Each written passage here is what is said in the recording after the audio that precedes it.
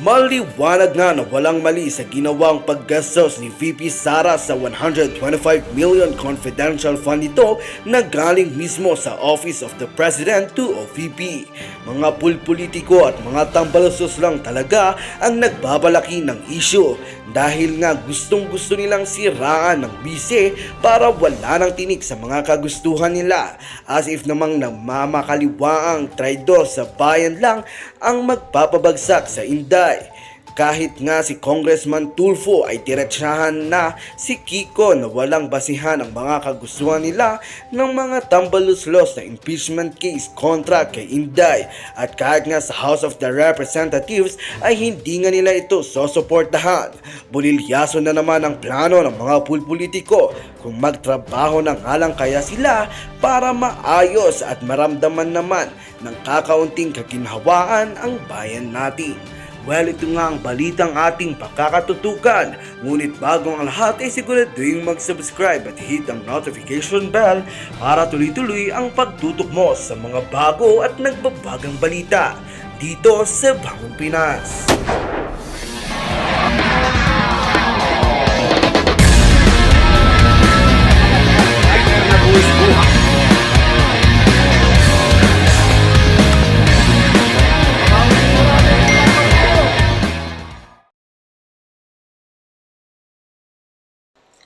Gusto kong magbigay ng reaksyon sa mga pahayag ni House Deputy Majority Leader Erwin Tulfo tungkol sa alleged impeachment complaint na ipafile versus kay VP Sara. Okay, so in-interview siya ni Karen Davila ng ANC. Suma total, sinasabi niya na walang ganyang plano yung House majority, yung karamihan sa congressmen, they will not support. So, mabuti naman. Baka yung Makabayan Black lang. Ganon yung suma total ang sinasabi niya. Well, pakinggan natin ang buong interview o part of this interview, then magbigay ako ng aking analysis. Now on hot copy, we have Philippine House Deputy Majority Leader Erwin Tulfo. Representative Tulfo, good morning to you.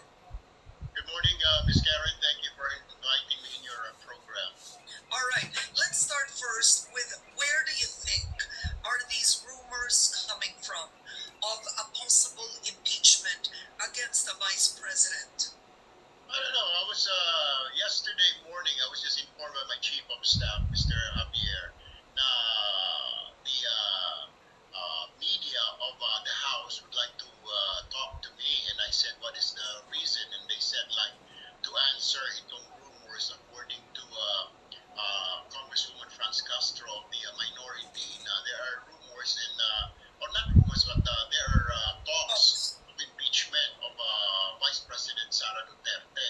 So I immediately called the House leadership para hindi naman ako magmukhang ewan, di ba? So I talked to the majority leader, I talked to the deputy majority leader, to his staff, and then I spoke to the staff of the speaker, who is in San Francisco, and all of them are saying that there's no such thing. Where did you get that? I said, like I said, tatanungin ako ng media boss, and then all they said was like, wala kaming alam dyan, wala kami natatanggap. Alam mo naman yan, you're always, pag may mga ganyang usapin, kasama ka sa circle para masagot mo media. But, and really, Ms. Karen, there's no such thing. Kasi kung sasabihin na, ano grounds? What are the basis? The question now is, what is the basis? That's what Speaker Romualdez was telling his staff to tell me. What is the basis of this impeachment? Okay, now we know that Lakas is the biggest party in Congress right now. You have 82 members. It's not the final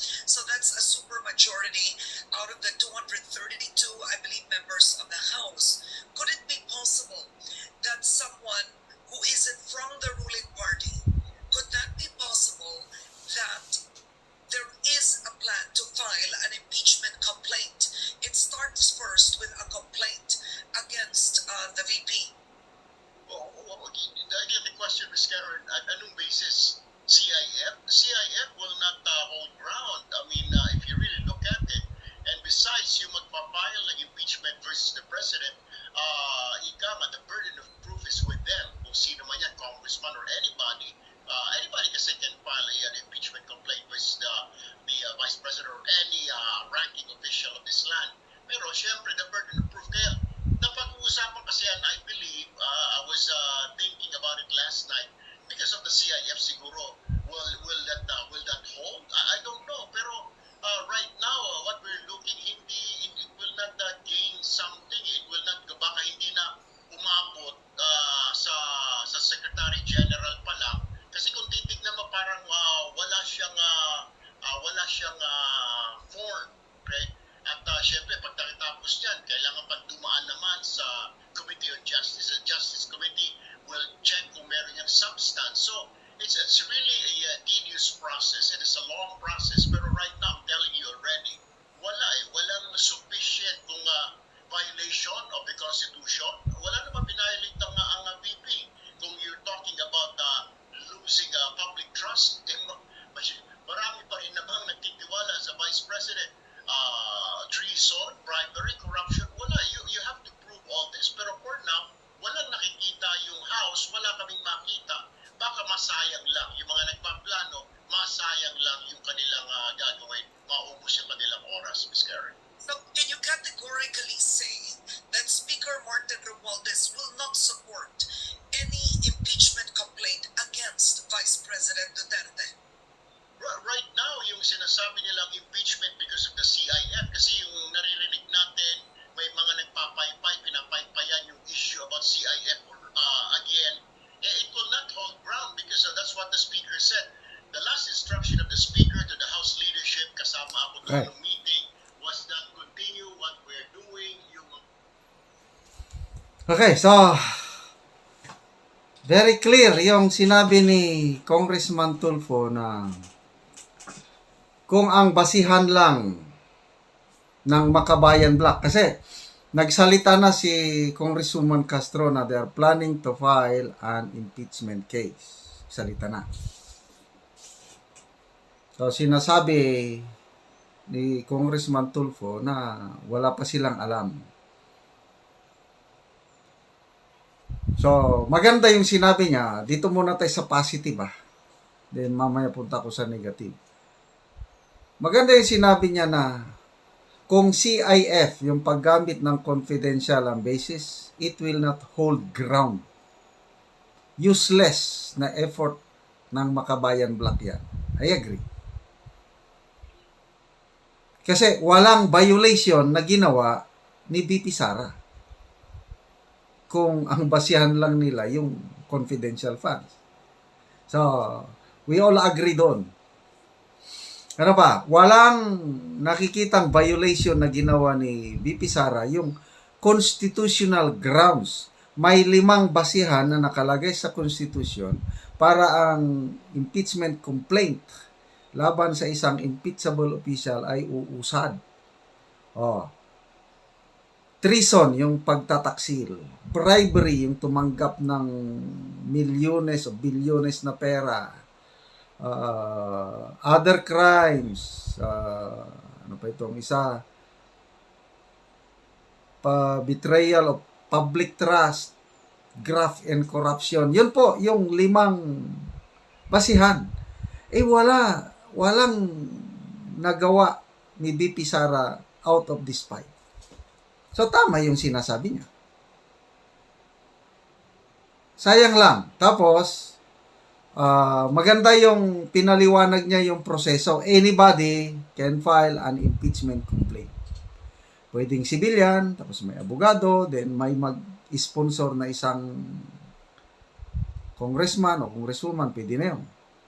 So, itong 3 Makabayan Black, pwede, mag-file na sila. Kailangan may proseso. Una pa lang yung Secretary General, pag-aaralan yung papel. Kung makita ng Secretary General na wala, ay basura na kasi it has no form. Walang forma. Next level, example, ang Secretary General, makita niya, may basihan. I-forward niya ngayon sa Committee on, I don't know kung anong committee to. Basta may committee, justice ba, o ethics ba, o whatever. So, yung committee members, pagdebatihan kung mayroong substance, may laman. Pag granting na may laman, iyon na, itatakil na sa plenaryo. So, ganun yun, maproseso. So, sana, totoo, itong sinasabi ni Congressman Tulfo na walang alam ang House leadership. Sana nga. Kasi kung totoo na walang kinalaman si Speaker Romualdez, maganda. That's good for our country.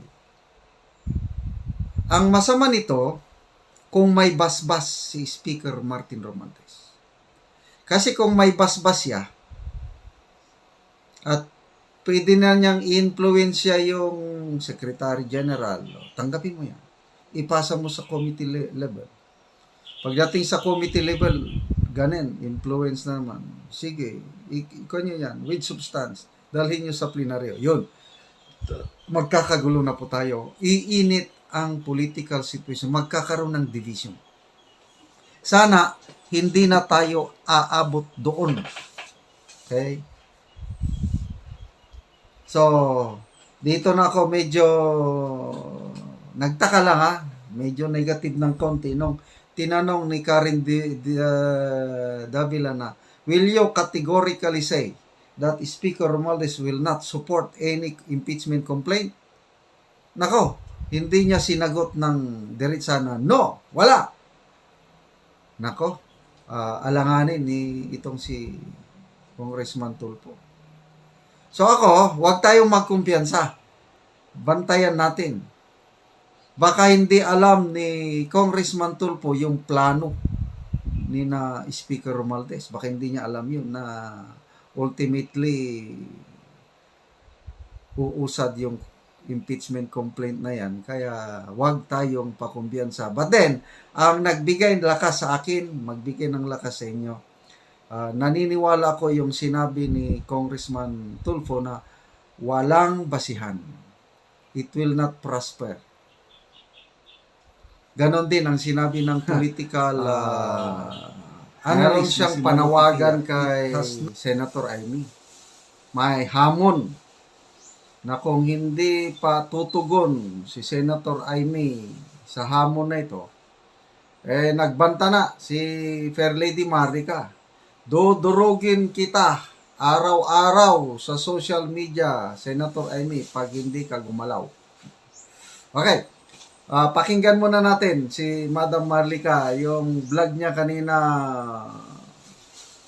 Sohol Shopping sa Dubai. Yun ang title. Pakinggan natin siya. Sa aming mga Pilipino na hindi ka kumakampi sa hegemonyo. Di ba? Attorney Glenn Chong, welcome. Talagang no one in the Marcos administration is brave enough. Okay, yan. Ano natin si Attorney Glenn? Yan, Attorney Glenn, ayan. No one in the Marcos administration is brave enough to investigate my allegations and face me. I am waiting. Yan. I-ano natin yan kay Attorney, highlight natin. So yun yung sinasabi ko. Kasi mga palangga, bakit natin inuulit-ulit to? Kasi eto yung ugat. Ugat ng kahirapan ng Pilipinas. Imagine yun, even you, mga dilawan. Diba? Lumalaban kayo, diba? Gusto nyo nun na manalo si Lenny. O, dapat kasama namin kayo. Malay nyo si Lenny pa lang nanalo. You'll never know. Kasi nakipag-usap si Lisa Smugs. You know? You'll never know. Hindi mo masabi. Kasi paano natin masasabi kung sino talaga ang nanalo kung nakipagsabwatan? Si Lisa Smugs, si Kuting, sa Smartmatic. So, nananawagan tayo, okay, kay Senator Amy, na umaksyon ka na. Kasi kung hindi ka umaksyon, hindi naman kami nagbabanta. Pero, dudurugin ka namin araw-araw. Dito sa social media. Nako. Kasi nasa mga kamay mo eh. Sinuportahan ka namin. Nagmukha nga akong tanga kami dito eh. Umiikot ako, sinasabit ko yung noong 2019. Nakita nyo yun? May piso wala akong hiningi sa inyo, Senator Amy. Lahat ng mga banner namin, Sinabi ko sa katawan ko, mukha kami loka-loka, iniikot, kinakatok namin yung, hindi kinakatok, pinupuntahan namin ang mga Filipino stores, community, pinopromote ka, da. Yun na lang ang kapalit na ibigay mo sa Pilipino, ang investigasyon. Hindi, nung sinuportahan ka namin 2019 at 2022 yung kuting mong kapatid, di ba, wala akong hiningi sa inyo. Ito lang ang hiningi namin kapalit, investigasyon. Buksan nyo ang investigasyon dahil ikaw nga ang may sole power at Senator Amy para makita ng taong bayan. Hindi ka ba naaawa, Senator Amy, sa ating mga, yung alam mo naman siguro, at alam na alam, even nga yung mga kamag-anak mo na Marcos Indralin, binababoy ni Lisa. Diba? Hindi na to dapat mga kamag-anak para kay... So, okay, ang panawagan ni Fair Lady Maharlika is si Senator Amy, siya ang chairman sa Committee on Electoral Reform sa Senado. Ngayon, itong si Attorney Glenn Chong, retired General Reo, Colonel Ordonio, at iba pang mga IT expert, aligasyon nila is may dayaan noong May 2022 election. Very serious yung allegation na yun. Si Senator Amy, may kapangyarihan siya na magtawag ng investigasyon sa Senado kung ano ba talaga ang nangyari. Kailan ba yung September 21 nung nag-rally sa Comelec? Tama ba yun? Kaya merong storm. September 21 Reform Movement. Okay, madami-dami ang nag-rally. September 21, magto 2 months na. Bakit tahimik ang lahat? Di ba? Kaya, I agree with Fair Lady Maharlika. Ito yung pagkakataon ni Senator Amy na para siya sa katotohanan, para siya sa taong bayan. Dapat magpatawag siya ng investigasyon sa Senado. So, gagawin ba niya yan? Yan ang tanong. Si Senator Amy lang yan. But kung pakinggan natin si Atty. Glenn Chong, nag-comment siya kagad, nanonood ng live ni Madam Maharlika. Sabi niya, no one is brave enough in the PBBM admin to investigate my allegation. Wow! Kaya dito, napaisip ako, Senator Amy, bilib na bilib ako sa iyo. Kaya lang, kasama na ako ngayon ni Maharlika na magbantay sa iyo. Kung hindi ka magpatawag ng investigasyon, Honorable Senator Amy, mababawasan na ang tiwala paghanga ko sa iyo. I tell you. Kasi kailangan imbestigan yan. Napaka-serious allegation. Importante yung legitimacy kasi ng administrasyon. Sample. Katulad ni Cory Aquino noon. Nag-people power sila. Ang dahil lang sa tulong ng Amerika, dahil sa kagustuhan ng Amerika na mapatalsik ang Marcos Sr., kaya naupo si Cory. But illegitimate government yun. Bakit? Ang tunay na nanalo sa recount, sa snap election, nanalo si President Marcos Sr.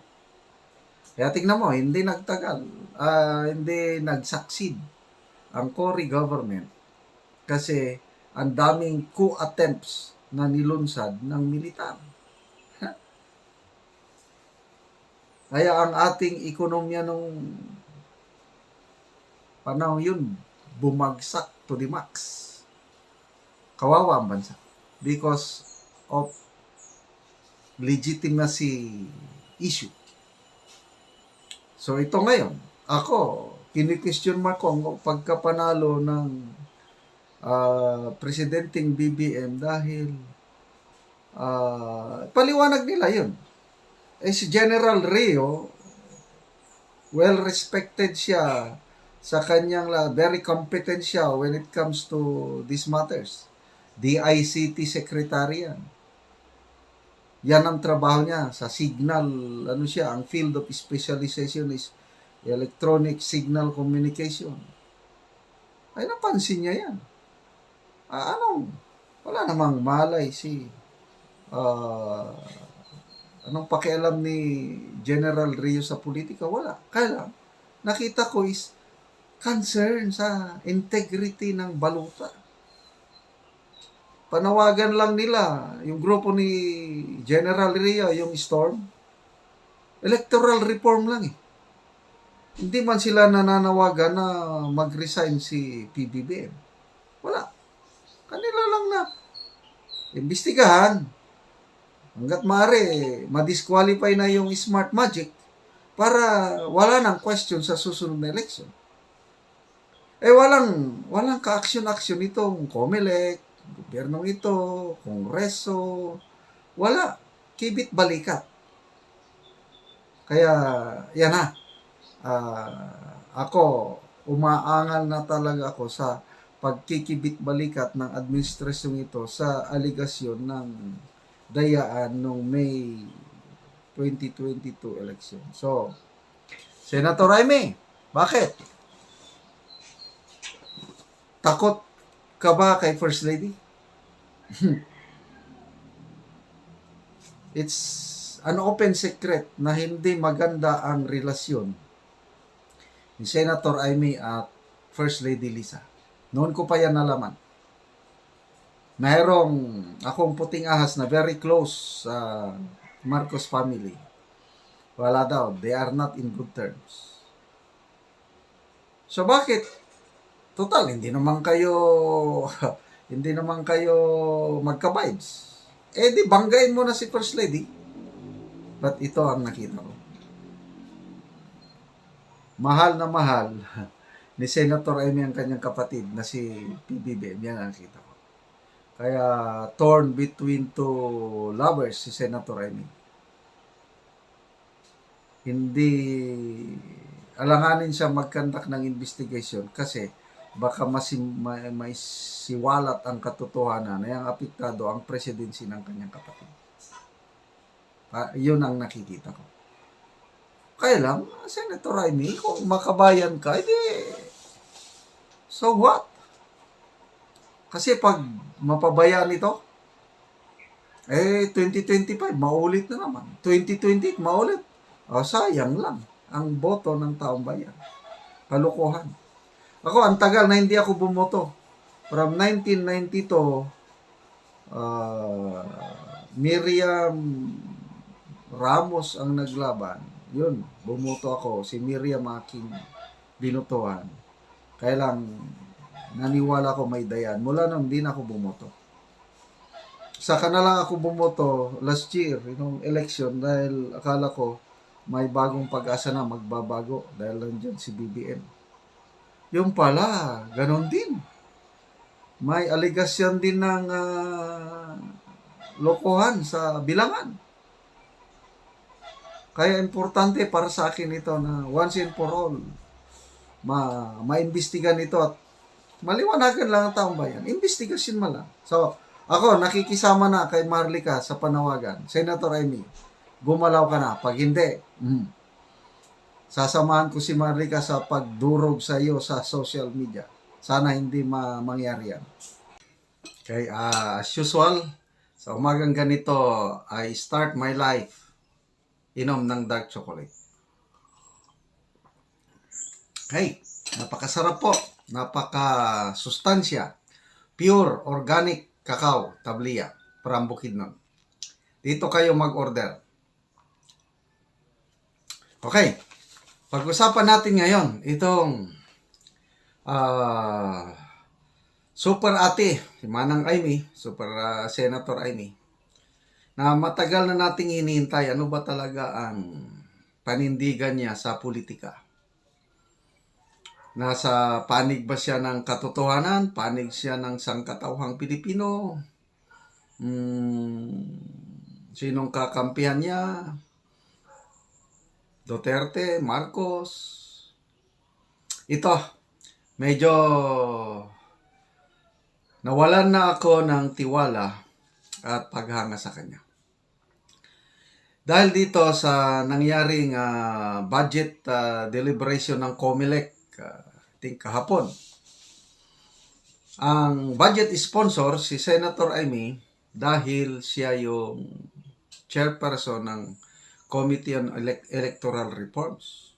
Nako, ito na booking yung kanyang paninindigan when it comes dito sa aligasyon sa botohan no last year.